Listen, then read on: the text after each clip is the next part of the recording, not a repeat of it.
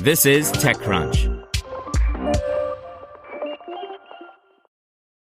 Today, we're going to look at how a decade-old patent dispute could upend Uber's business. I'm Imran Sheikh, and your Saturday Daily Crunch, featuring 3 of the most talked-about tech headlines, starts now.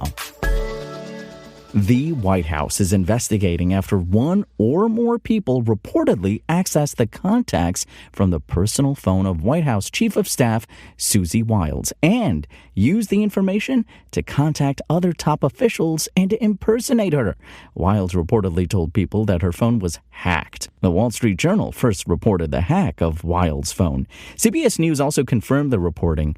The hacker or hackers are said to have accessed Wiles' phone contacts, including the phone numbers of other top U.S. officials and influential individuals. Now, the Wall Street Journal reports that those who received phone calls impersonating Wiles used AI to impersonate her voice and sent text messages from a number not associated with Wiles.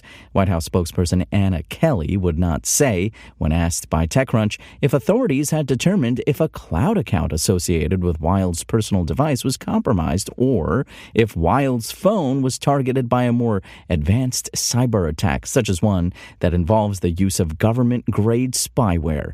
In response, the White House said it takes the cybersecurity of all staff very seriously, and this matter continues to be investigated.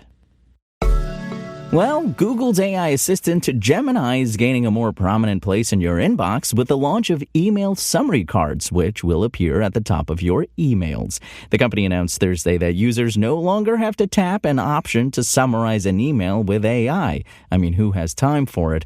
Instead, the AI will now automatically summarize the content when needed without requiring user interaction and giving your pointer finger some much-needed rest. When Gemini launched in the side panel of Gmail last year, one of the features allowed users to summarize their long email threads, along with other tools like those to draft email messages or see suggested responses, among other things. Well, now Google is putting the AI to work on your inbox, whether or not it's something you want to use. The update is just another example of how AI is quickly infiltrating the software and services people use the most, even though AI summaries aren't always reliable. When Apple rolled out AI summaries for app push notifications, for example, the BBC found the feature made repeated mistakes when summarizing news headlines. Apple ended up pausing the AI summaries for news apps. The feature won't replace the option to manually click a button to summarize an email Google Notes. That will still appear as a chip at the top of the email and in Gmail's Gemini side panel. A little-known patent infringement lawsuit could have big implications for Uber and potentially dozens of other companies. Karma Technology, a company formed in 2007 by serial entrepreneur and SOSV founder Sean O'Sullivan, filed a lawsuit earlier this year against Uber, alleging the company infringed on 5 of its patents that are related to the system of matching riders or packages with capacity in vehicles. In other words, ride-sharing, a business Karma operated in some form for a decade until it changed its business model and applied its tech to road pricing services like GPS tolling and HOV verification. Karma's requested a jury trial and is seeking a permanent injunction against the company, mandatory future royalties on any Uber products that infringe on those patents, as well as damages and other costs related to the lawsuit. Now, the lawsuit, which has been quietly winding its way through the U.S. District Court for the Eastern District of Texas, is relatively new. The allegations, on the other hand, have been swirling for nearly a decade. The primary argument in the lawsuit ties back to 5 patents that have been granted to O'Sullivan and Karma, which was originally named Aveco. Uber might have had the business model and the market share, but it didn't have the specific ride-sharing patents, O'Sullivan told TechCrunch in a recent interview.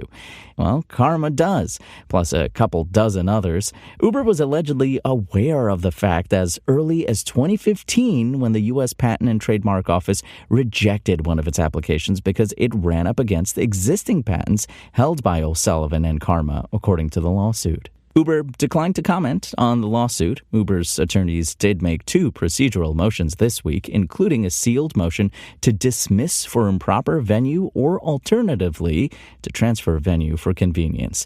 The procedural motion signals Uber's desire for the case to be litigated in the Northern District of California, where it's based, rather than in Texas. Notably, the lawsuit's aimed at Uber, not Lyft or other companies using ride-sharing. O'Sullivan explained Karma is going after the biggest player first and noted that about 60 other companies are likely infringing on its patents. And finally, some quick startup news to send you into the weekend. Grammarly has secured a $1 billion commitment from General Catalyst. The 16-year-old writing assistant startup will use the new funds for its sales and marketing efforts, freeing up existing capital to make strategic acquisitions. Unlike a traditional venture round, General Catalyst will not receive an equity stake in the company in return for the investment. Instead, Grammarly will repay the capital along with a fixed capped percentage of revenue it generates from the use of General Catalyst's funds. And Misfits Market, the online platform that delivers imperfect groceries to help minimize waste, announced the acquisition of household restocking service The Rounds on Friday.